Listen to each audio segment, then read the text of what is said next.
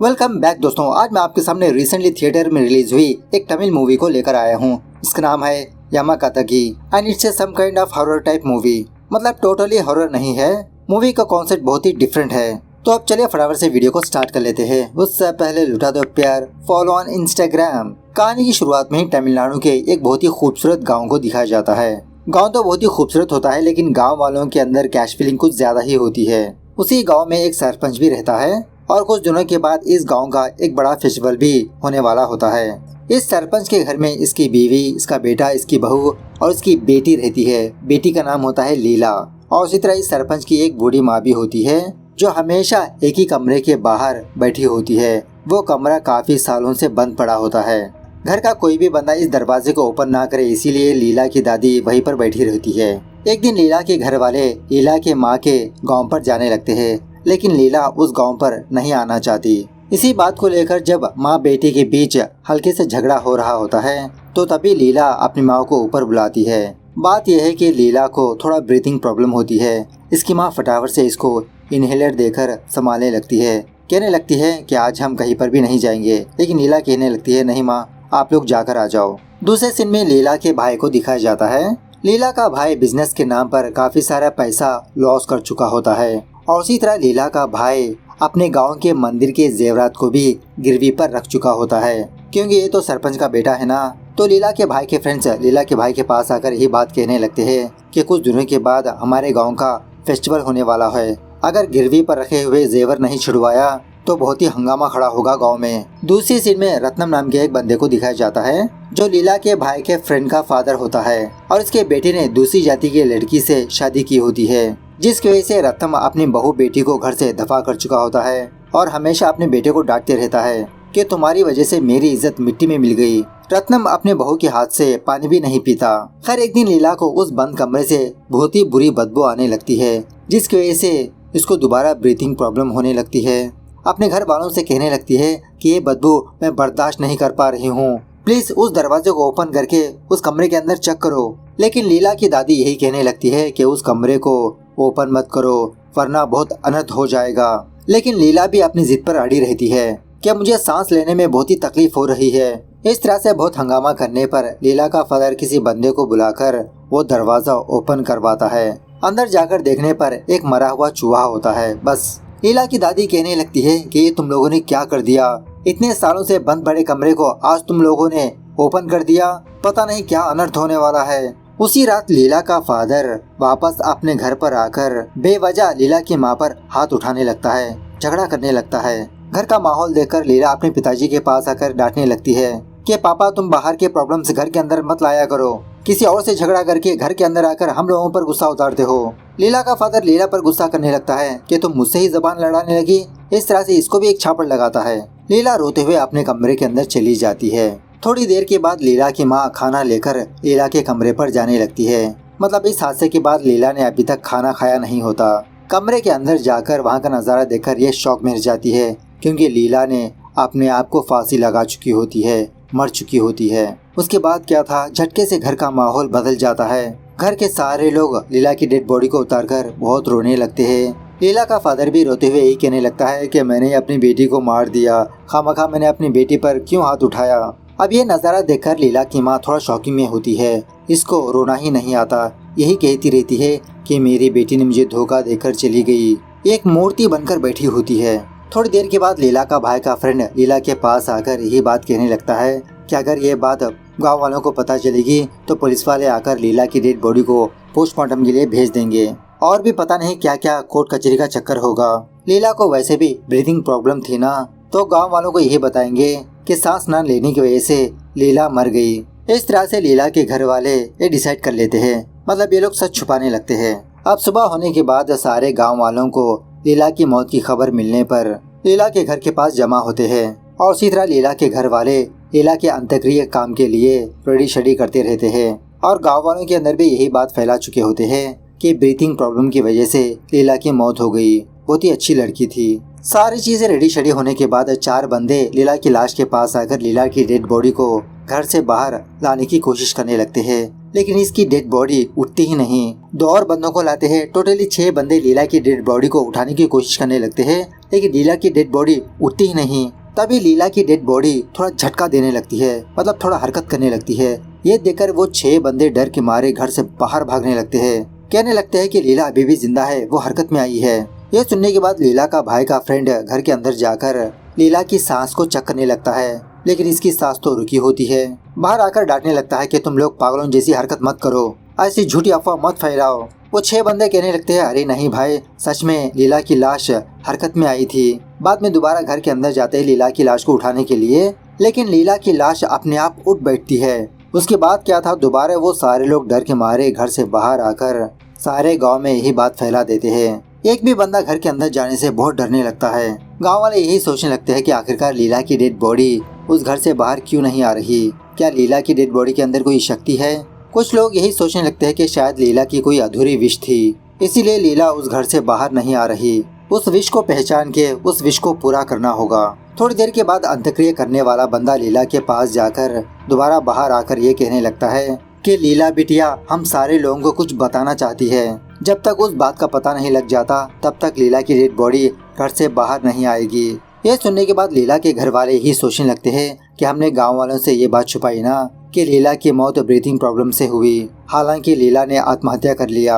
अगर गांव वालों को हम सच बता दे तो। इस तरह से लीला का फादर सारे गांव वालों के सामने आकर सच बताने लगता है कि हम लोगों ने आप लोगों से झूठ कहा कि हमारी बेटी लीला आत्महत्या कर लिया।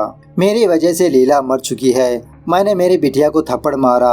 यह सुनने के बाद गांव वाले लीला के फादर को हल्के से लानतान करने लगते हैं। घर के अंदर लीला की डेड बॉडी दोबारा सो जाती है। उसके बाद किसी ने पुलिस वालों को फोन करके बुलाने पर पुलिस वाले लीला के घर के पास आते हैं। लीला के घर वालों को भी डांटने लगते हैं कि तुम लोगों ने सच क्यों छुपाया। उसके बाद घर के अंदर जाकर थोड़ा बहुत सर्चिंग वगैरह करके लीला की डेड बॉडी को उठाने के लिए कहते हैं, क्योंकि लीला की डेड बॉडी को पोस्टमार्टम के लिए भेजना पड़ेगा। तो इस बार 8 बंदे खटिया के साथ लीला की लाश को उठाने की कोशिश करने लगते हैं, और वो भी बहुत ही मुश्किल से वो खटिया ऊपर उठती है। उसी वक्त उस खटिया का एक पैर टूट के एक बंदा जख्मी हो जाता है, और इसी तरह लीला की डेड बॉडी उस खटिया के साथ साथ स्ट्राइटली खड़े होकर दरवाजे के पास जाकर रुक जाती है। गांव वाले दोबारा यही सोचने लगते हैं कि लीला की मौत शनिवार को हुई और शनिवार को मरने वाले अकेले नहीं जाते। इस तरह से एक मुर्गी को सिलेक्ट करने लगते हैं बलि देने के लिए, लेकिन वो मुर्गी गांव वालों के चंगुल से भाग जाती है। काफी देर रात तक उस मुर्गी को ढूंढते रहते हैं, लेकिन वो नहीं मिलती। सुबह होने तक भी ये लोग ढूंढते ही रहते हैं। गांव वाले दूसरी मुर्गियां लीला की दादी को लाकर दिखाने लगते हैं, क्या यही मुर्गी है? लीला की दादी यही कहती रहती है, नहीं ये मुर्गी नहीं है। अब पुलिस वालों को भी समझ में नहीं आता कि लीला की लाश को घर से बाहर कैसे लाए। दूसरी तरफ लीला के भाई और उसके फ्रेंड्स उन्हीं जेवर के बारे में डिस्कस करते रहते हैं कि शायद लीला यही बुलवाना चाहती है कि हम लोगों ने देवी माँ के जेवर को गिरवी पर रखा। अगर हम गांव वालों को सच बता दे तो।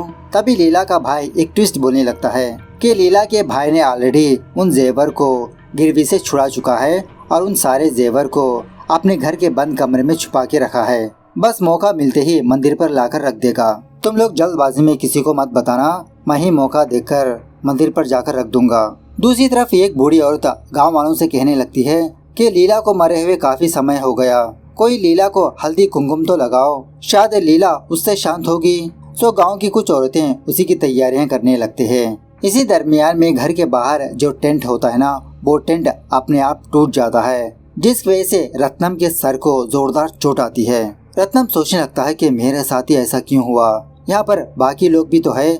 इस तरह से लीला के पास जाता है। सीन थोड़ा सा फ्लैशबैक में जाने लगता है। एक दिन जब ये रत्नम अपनी गाड़ी से कहीं पर जा रहा होता है तो किसी रास्ते पर यह देखता है कि लीला किसी लड़के के साथ बातचीत कर रही है। फटाफट से रत्नम लीला के फादर के पास जाकर कहने लगता है कि तुम्हारी लड़की बहुत कुछ बदल चुकी है, अभी से अपनी बेटी को संभाल लो, वरना लीला भी मेरे बेटी की तरह किसी कम जाती लड़की के साथ भाग जाएगी, बाद में हाथ मलते रह जाओगे तुम। तो उसी रात लीला का फादर गुस्से से अपने घर पर आकर लीला पर हाथ उठाता है, बिना सच को जाने। प्रेजेंट पर रत्नम लीला के पास आकर बहुत माफी मांगने लगता है कि मैंने ही तुम्हारे पिताजी को अनाप शनाप बोला, जिसकी वजह से तुम्हारे पिताजी ने तुम पर हाथ उठाया, जिसकी वजह से तुम मर गई, प्लीज मुझे माफ कर दो बेटा। लेकिन फिर भी लीला की डेड बॉडी नहीं हिलती।